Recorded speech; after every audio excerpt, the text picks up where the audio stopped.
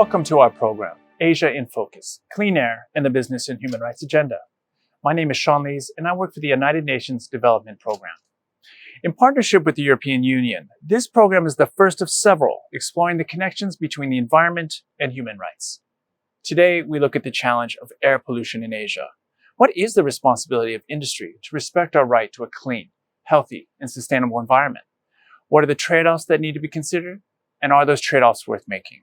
Please join us for an illuminating discussion with our experts. Our topic today is air pollution and its impact on our health, economy, and human rights. By many measures, air pollution is Asia's most pressing environmental and public health challenge. Indeed, 49 of the top 50 cities most affected by air pollution are found in Asia.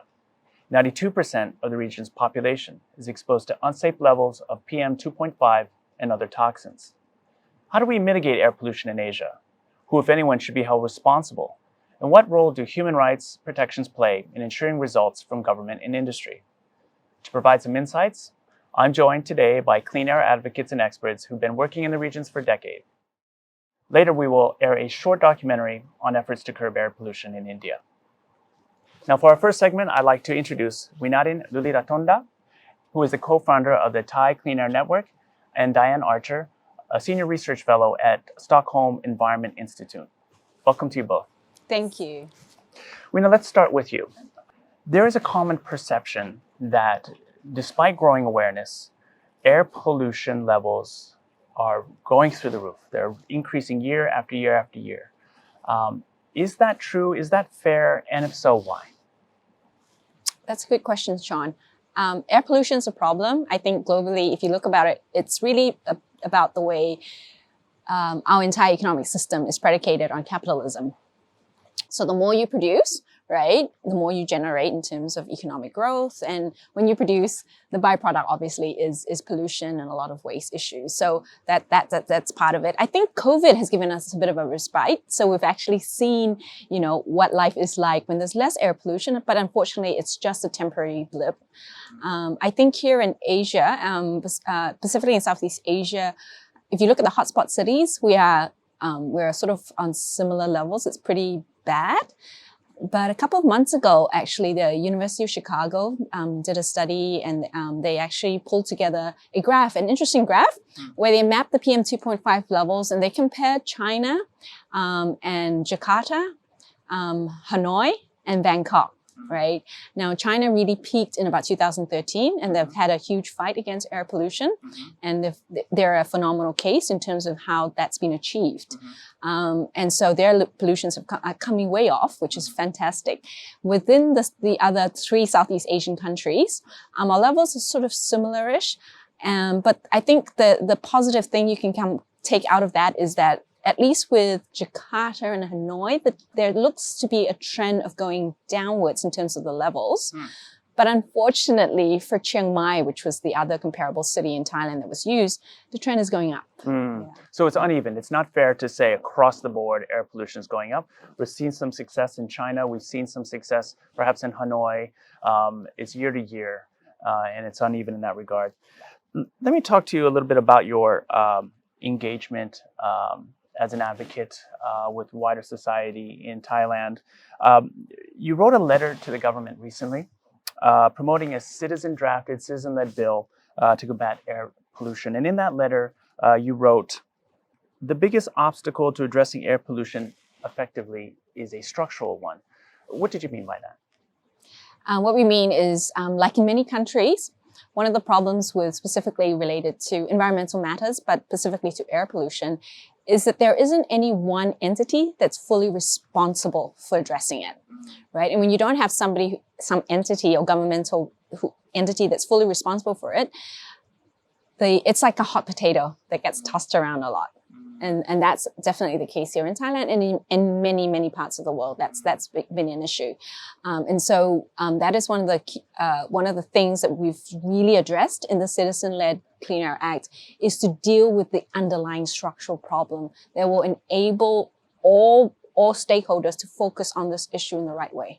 Yeah. In prior conversations, you spoke to data as being very important. what developments around technology and data have occurred around the region to help facilitate either greater awareness or finding of solutions? Oh, it's been immense, actually. I think one of the key things is not just being aware of what is wrong with the air that you're breathing in, but what can you do about it?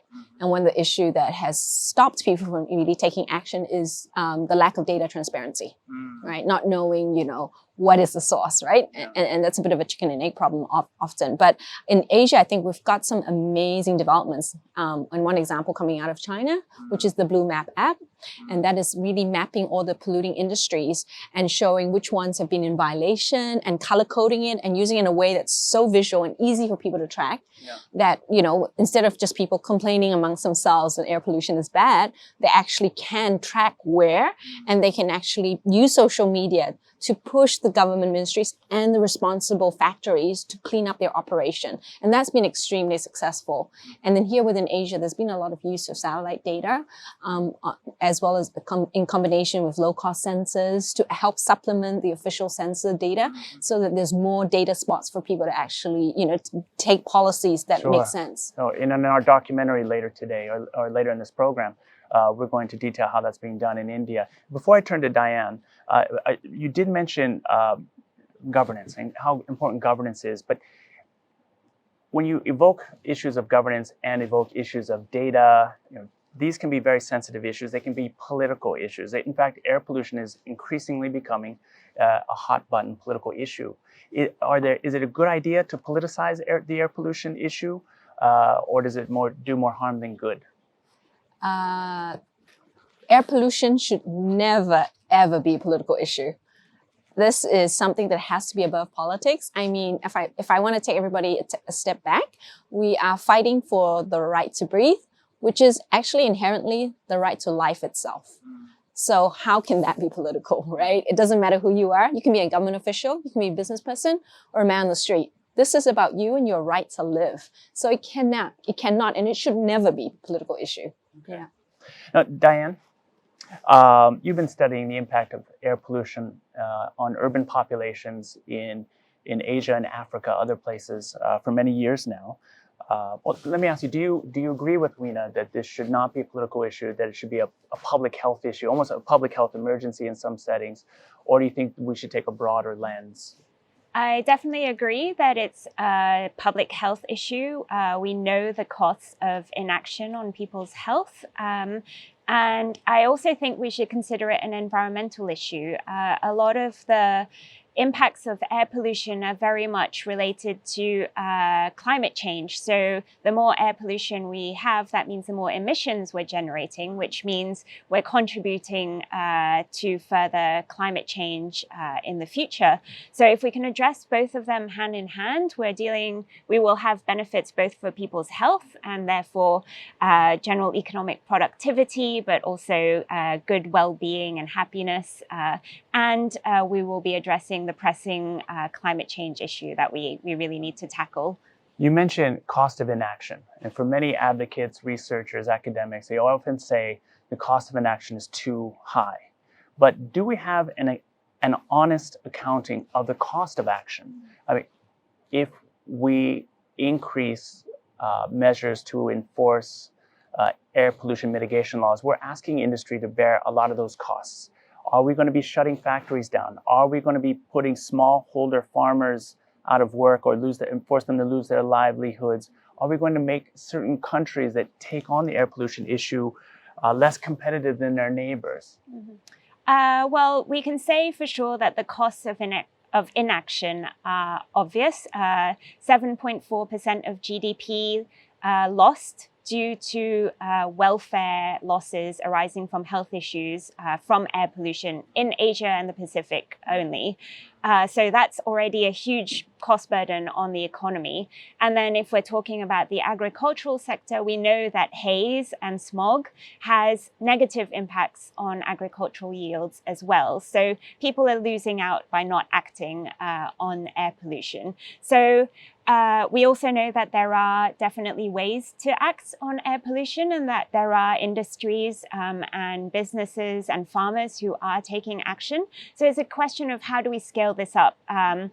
and so that we can all benefit from the improvement in air quality, and by conjunction, the economy will also benefit. How do we scale up, and why haven't we scaled up? If it's so obvious, why haven't we scaled up on the solutions? I think part of the problem is a lack of awareness, firstly, that air pollution really is something we have to tackle, and that the health burdens of air pollution have negative impacts on workers' productivity. So that's we need to raise awareness on that front with business owners, for example.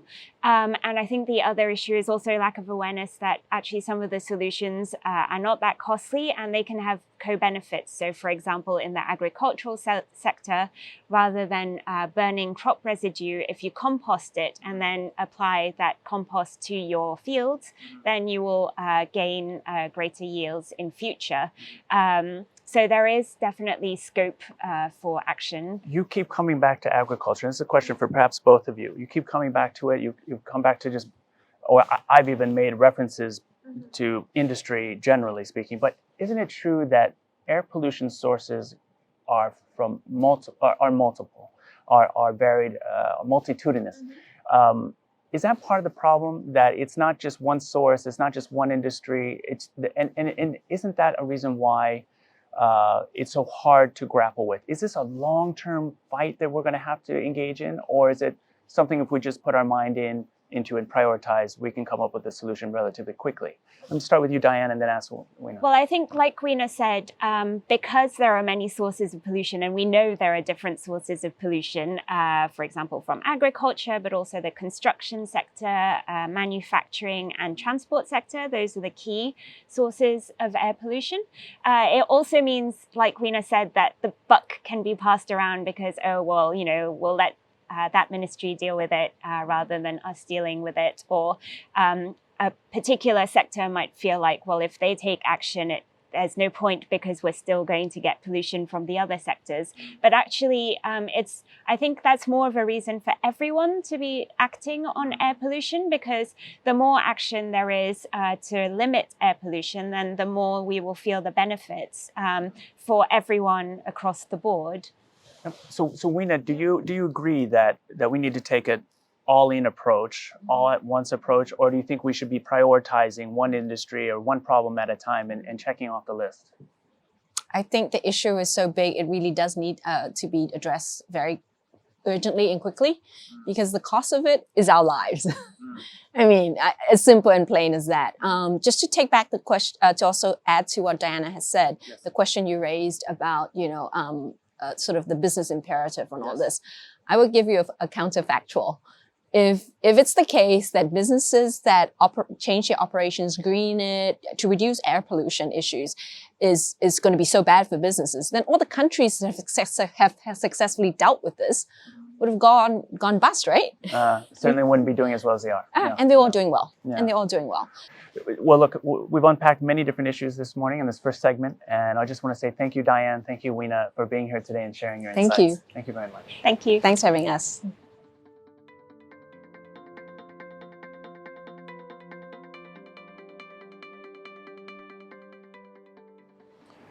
Now, let's turn our attention to India.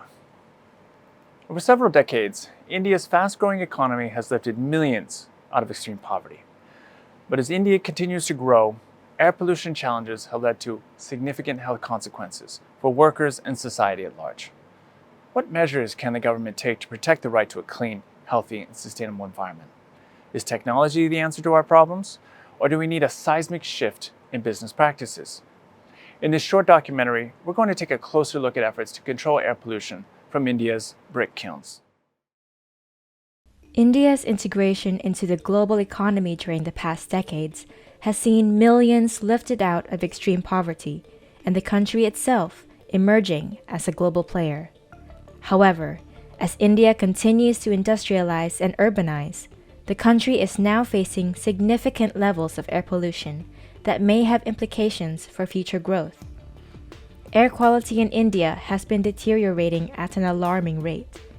In 2019, the government estimated that 1.7 million people may have died prematurely from air pollution, while various studies and assessments have been undertaken to measure and monitor the impact of emissions from power plants, traffic, and even stubble burning, little is known about brick kilns. India is estimated to have more than 100,000 brick kilns across the country, with the industry being the third largest consumer of coal. The most widely used brick is, of course, the clay brick. There is still no alternative to the clay bricks. Now, in India, the burnt clay bricks, we are following the hundreds of years, one of the most old and primitive technologies. The major raw material used for firing is still coal. When you are feeding in the coal, it results in an ash, suspended particulate matter in the case of PM10, and another one important thing is PM2.5. PM2.5 is the finest kind of particles which doesn't settle. It moves large distances, 30, 40, 50 kilometers, and pollutes the villages. And if you see this is most of the people in and around a brick kiln, or even people who are working in the brick kilns, they suffer from bronchial diseases, they suffer from silicosis, and they suffer from lungs and heart diseases. They don't have any sort of social security into this. Exploited, no basic facilities. Well, for your daily routines, you go to the field, very, very basic kind of an one room kind of a structure made with GI sheets, unbearable in the summer months. So basically it's very hard. It's very hard. The decentralized nature of the brick kiln industry, generally confined to rural and semi-urban areas, makes it difficult for authorities to identify, monitor, and regulate. The eastern Indian state of Bihar is one example. With over 6,500 brick kilns throughout its borders, regulating them all can seem a daunting task. Brick kiln was a major factor, contributing factor as far as air pollution is concerned. The first step was to convert the brick kilns from old technology to clean technology, greener technology. And our initiative that is giving result, and almost more than 4,000 brick kilns they have converted to new technology. But the problem was the basic database. Bihar is a big state and number of brick kilns is enormous. So getting the exact location, georeferenced location for all the brick kilns, that was a difficult task. In an attempt to overcome this hurdle, the Bihar State Pollution Control Board, in collaboration with the UNDP Accelerator Lab, have been using satellite imagery to detect the exact locations of non-compliant brick kilns throughout the area. Since brick manufacturing units have distinct spatial features, they can be detected from satellite imagery using object detection algorithms. Dubbed the GeoAI platform, this artificial intelligence technology helps environment and labor regulators tackle the issue head-on. So this gives us a right picture about how many brick kilns structures are located, are operational.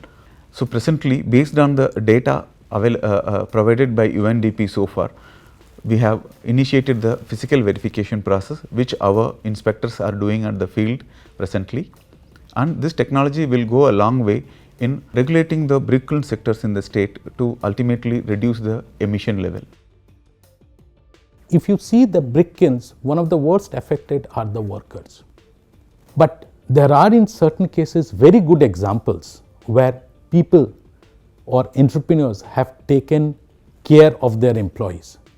So what I would suggest here is, if this kind of good examples can be replicated, it pays you off. People say that it is an investment. It is an investment. If you talk to these entrepreneurs, they said that, well, it is an investment that we have made. The good thing is that the same people comes back to us each and every year. Let's welcome Nusrat Khan, UNDP's Business and Human Rights Specialist in India. Nusrat, thank you for joining us today. Thank you, Sean, for having me here. Tell me, how are efforts of the government to address air pollution indicative of other efforts the government's undertaking to address environmental harms caused by business operations elsewhere?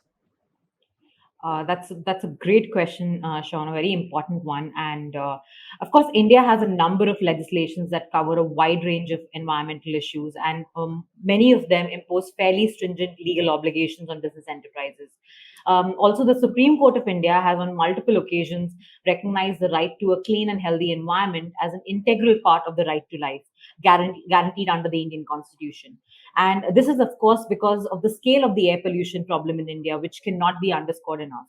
A recent study has, in fact, attributed the increase in air pollution related deaths across the region, South Asia and Southeast Asia, to industrial pollution such as ambient air pollution and chemical pollution. And given this situation, the issue certainly remains a priority for the Indian government, which continues to focus on the effective implementation of laws and policies, including the very recent 2020 National Clean Air Program. Now, UNDP has been working with the government on the 2020 Clean Air Program for some time now, but you're also working with the government on the implementation of the UN Guiding Principles on Business and Human Rights. Tell me, what is the intersection between this business and human rights agenda and air pollution? That's right. I mean, we have been at UNDP supporting the government of India on this agenda, and of course, the UN Guiding Principles on Business and Human Rights, they present an excellent framework to guide state actions or to address human rights impacts of businesses. And aligned with this objective, the Indian government, in particular the Ministry of Corporate Affairs, is working on a national action plan on business and human rights, which is expected to focus much greater attention to business-related adverse impacts, including business impact on the environment and health. Thank you very much, Nusrat, for your insights today. Thanks, Sean, for having me.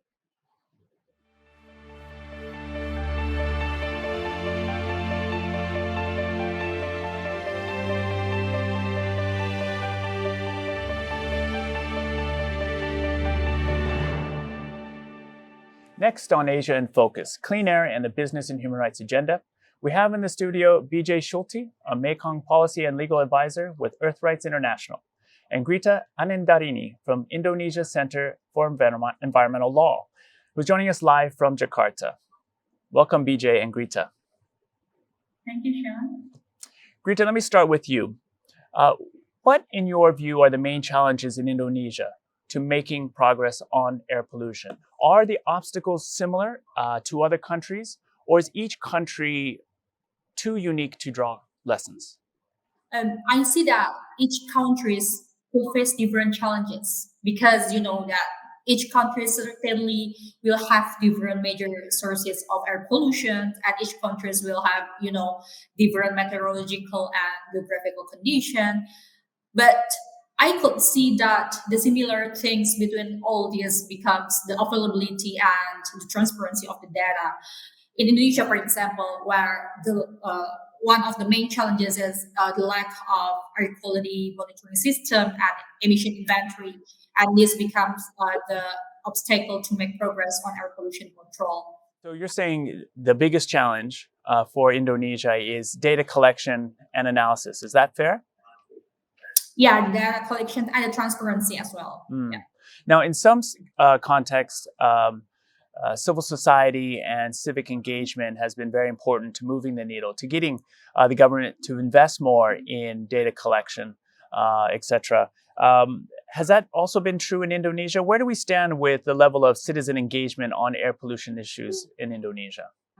The engagement between CSOs and broader public obviously becomes stronger, and when the CSOs and public move together, obviously could make larger impacts.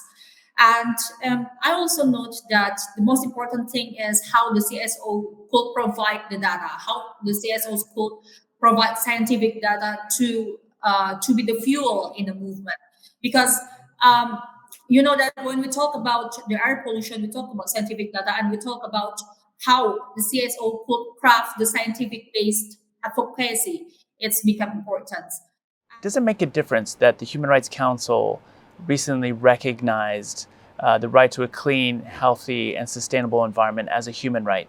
Greta, does identifying air pollution as a human right make a difference? Is it a game changer here?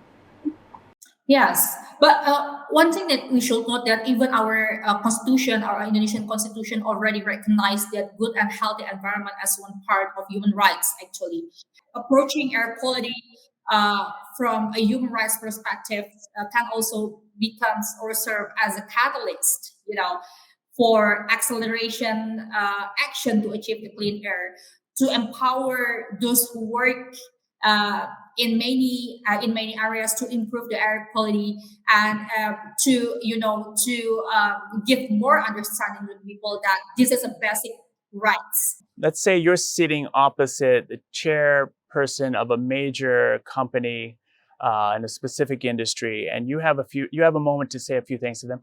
What industry would that chairperson be in, and what would you tell them to do to address air pollution? I will say that that it is not the government obligation. It is not only the state obligation, to protect the environment, to protect the to protect our air quality, but it also becomes your obligations on that. It's also become us, our obligation, not only you actually, but also me as one part of the public, one part of the citizens. I mean, so if you could, being for example, being transparent of your being compliant to the law. I mean, if you could be compliant to the law, and just consider your business impacts, your activities impacts on air pollution, and to us as public, as citizens who affected by your business. It only that it being happen to your family, what would you do? So when we talk about air pollution, we talk about basic rights, we talk about right to life. So I think that that's the thing that you should consider on how your business, how your activities really have impact to do right to life for every citizens in the country. Thank you, Greta. I'm going to move to BJ now, and maybe widen our view outside of Indonesia. Tell me, based on your experience on helping to reduce air pollution, both inside and outside of Asia, are there lessons to be taken on a global level for countries like Indonesia, Thailand, Mongolia, India? What are the most important lessons? Can the lessons where we have successfully addressed air pollution be transferred elsewhere? Yeah, no, that's a great question. I think there are many lessons. There are two that I would highlight. One is simply the mechanics of air pollution control. I'm American, so my frame of reference is often the United States. And one very important lesson I usually try to bring up with people is that going back 50 years ago, when we first adopted the Clean Air Act to address our air pollution problem, there was no permitting system in the original act.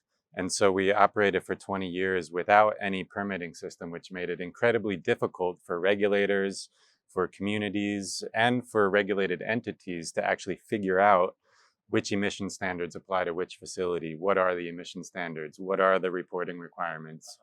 And so in 1990, they significantly amended the law to create a permitting system, essentially to streamline the whole process. And and can that be, is that something that's easily adaptable elsewhere? Has it been tried? That kind of... I think so, yeah. And we're actually seeing progress on that in this region.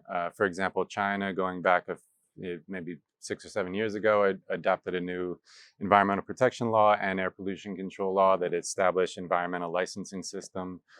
Vietnam also recently amended its law to establish a licensing system. So do you see air pollution mitigation efforts mostly as a governance issue? It's about getting the governance right, or is there more to it than that? I think that there's a little bit of both. There are a lot of governance issues that I believe that if they were ironed out could go a long way towards addressing air pollution. For example, institutional responsibilities. A lot of the observations in this region, and this was a problem back in the United States before they adopted the Clean Air Act, was just a confusion of responsibilities among government agencies for implementing these requirements. Weena made a similar comment in the first segment of our show. I'm going to put the same question I put to Greta with regards to the finding that a clean, healthy, and sustainable environment is now recognized as a human right. Does that make any difference to someone who's looked at this problem mostly through a permitting and regulatory and a governance lens? Right. Yeah, I mean, it's sort of, on the one hand, yes, I do think it makes a big difference for a lot of the reasons that Greta brought up. But for me, the question always goes back to, okay, we recognize this right. How do we get there? How do we actually, create a system that helps us implement that right or realize that right? And that, to me, is largely a governance issue. What is your answer to people who say, this is just a cost of growth? And there's a lot of statistics out there about the economic cost to society at large of air pollution. And, we see that in terms of public health, but also in terms of, in certain places when the air pollution has become so bad, we see very acute effects like closure of airports, closure of schools. All of those things add up a lot of economic costs that I think gets lost in those conversations. Well, what I'm taking away from this conversation is that there are many pathways forward. Government needs to learn from experience of other governments in the region. That citizen engagement is key. In fact, it's critical, and so as is access to remedy. And then thirdly, that business needs to show more ownership of the issues. Thank you very much, BJ. Thank you very much, Greta, for being here today. Thank you, Sean, for having me. Thank you, Sean. And that, ladies and gentlemen, has been our program, Clean Air and the Business and Human Rights Agenda. Many thanks to our guests for their participation. We hope you'll want to learn more by reading our report on air pollution and by visiting our digital platform. Be sure to join us again as we explore water pollution and climate change in our upcoming webcast of Asia in Focus. Thank you for watching. Goodbye.